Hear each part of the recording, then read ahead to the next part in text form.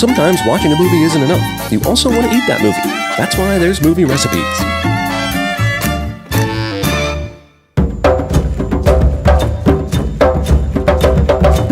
Today we're with Chef George Pagonis at Kapnos in Washington, D.C. We have challenged him with making an offering worthy of the Lord of the Flies. Chef Pagonis has prepared a list of essential ingredients to do just that. They are spit-roasted pig. We're gonna eat the beast. Pea shoots. I mean, look at them. It's like a little jungle and red onions, because boys don't cry, except yes, they actually do a whole lot. Do it, George.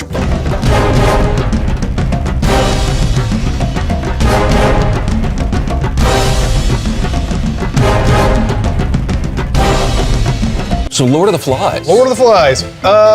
Probably still best known as a classic novel by William Golding. There have been 2 movies made out of this. Neither one of them super memorable. No. This was the first book that I was told to read in school that really captured me. Yeah.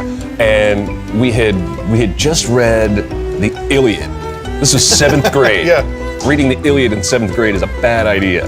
So I hated that. And then she said, okay, this next book, Lord of the Flies. And she spent a whole class period telling us, now there are 2 stories in this book. Now what she was talking about ultimately was that Lord of the Flies is sort of a microcosm of humanity. Yeah, what you have is you have one side, which is the democracy side, and even how democracy fails and everything like that. And the other side, you have, well, let's just do anything we want and everything's great and whatever, and see how that fails as well.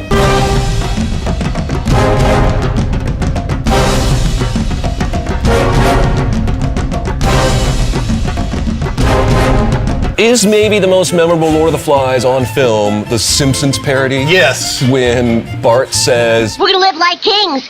Damn hell ass kings." It also gave us Ralph and the... They taste like burning. So let's hope that we don't get any forest berries that taste like burning. Yeah, we don't want to have anything that Lord of the tastes like Flies burning dish. in this.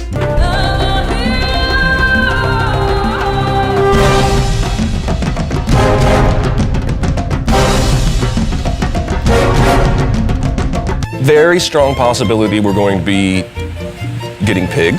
Yeah, very, very strong, because that's the animal that they're searching and seeking out. And they call a kid Piggy. Yep. You know, you have to hope that some of the bloodier death elements of the story won't really make it into the dish. Right. Just don't want to see any, human heads on a spike. No, none of that.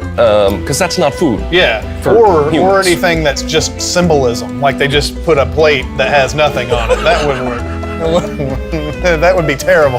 What if he makes a plate where he splits it down the middle and one side is chaos and one side is democracy and order? That would be awesome. That would be amazing. Yeah.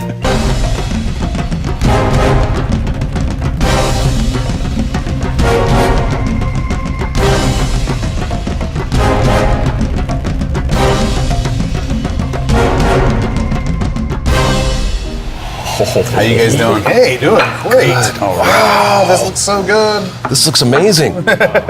Hopefully it tastes as good as it looks. What are we looking at here? So today I prepared for you spit roasted pork. It cooked for about 10 hours over our wood fire and our spit roasters. Is that the one I saw spinning when I came in? Yeah, that's it. Pretty Let's get awesome. right into that. And then on the bottom we have a little bit of a beluga lentil puree with a little bit of Audubon spice, some slow roasted tomatoes, beluga, a pea shoot tabbouleh, and then the spit roasted pig with a harissa vinaigrette on top. Awesome. Looks very much like a dish that represents Lord of the Flies because there's greens in here. We've got the pig, of course. Yeah, and then you have the earth tones with the lentil. Yeah. Like with some kind of like a distant country. I feel like I went curry with spice. This and is everything. really good. That's falling apart in my mouth, the pork. Yeah. Yeah. That's that 10-hour spit roasting that does Well, that's that. that old cooking method. This puree is awesome. You said it's got curry in it? And Yeah, so Audubon is like a French curry spice mixture. And when I cooked the lentils, I sauteed some onions and I toasted the curry really nicely with that. Oh, man. With some white wine and I like the heat. Like, I don't yeah. exactly know how many things are contributing to it, but it's just the right amount for me. I'm not a super big heat guy, but I like a little bit of it. This is perfect. But I love cooking with heat as well. I just feel like sometimes when you have a dish that has too much heat, it coats your entire mouth and it kind of I wouldn't say ruins the meal, but you just don't have that great of an experience with the dish. So I like to make sure it's hot, but then it kind of mellows out at the end. Yeah.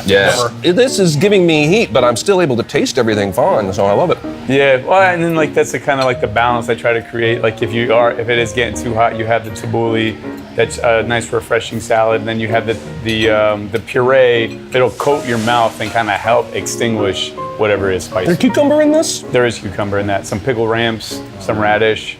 Oh man, it's really good. I Thanks, did guys. not expect all the different flavors. Yeah, like sometimes when you showcase you showcase the dishes and you showcase like all like the ingredients that go with it, everyone like kind of looks at you. I'm like, just trust me. Like, Yeah. it works. It does definitely works, ma'am. That's why you are you and they are them. Yeah, exactly.